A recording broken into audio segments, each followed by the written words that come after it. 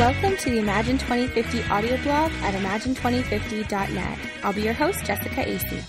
Last week, Georgia's anti-immigrant law, HB 87, went into effect. While U.S. District Judge Thomas Thrash blocked the two most cruel provisions, the law is still on par with SB 1070 in Arizona. The apparent legislative intent is to create such a climate of hostility, fear, mistrust, and insecurity that all illegal aliens will leave Georgia, Thrash wrote. The office of Georgia Governor Nathan Deal, who supports the law, vowed to continue the fight. One Georgia mayor is standing up to the governor and his bigoted policies.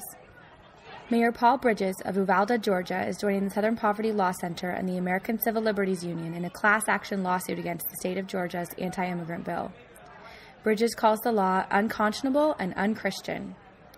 In an op-ed penned for CNN, Bridges writes, "Simply put, the Georgia law will strip my town of its economic livelihood and deny those living here of their right to drive with their friends, host members of their family, or engage in other daily activities without government intrusion.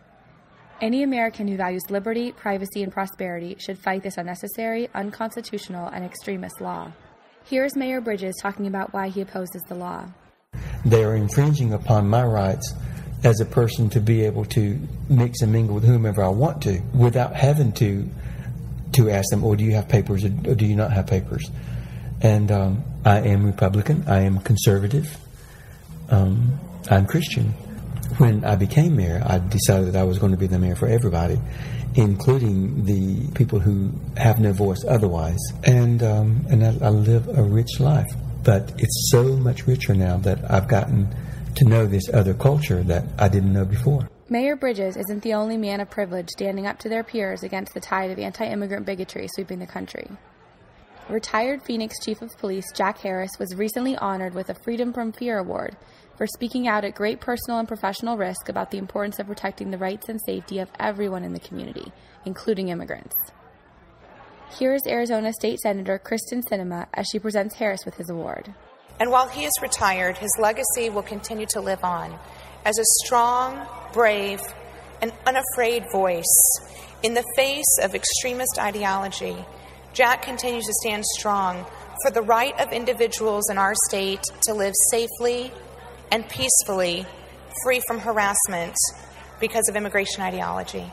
Jack Harris opposed the passage of Arizona Senate Bill 1070 because of its requirement for police to routinely inquire about the immigration status of residents, on the grounds that it would effectively end community policing, drain resources from the core mission of crime fighting, and lead to possible racial profiling. Jack Harris isn't the only one fighting. Over in Massachusetts, Governor Deval Patrick is also concerned about racial profiling and safe communities. Governor Patrick has recently become the third governor, after Illinois and New York, to withdraw his state from the National Homeland Security Secure Communities program. We run a risk of ethnic profiling and, frankly, fracturing incredibly important relationships in communities that are necessary for law enforcement.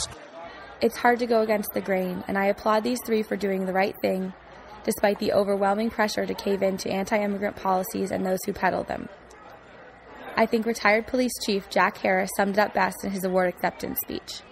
A wise man once said, "It's not hard to do the right thing. It's hard to know what the right thing is. And once you know what the right thing is, it's hard not to do it."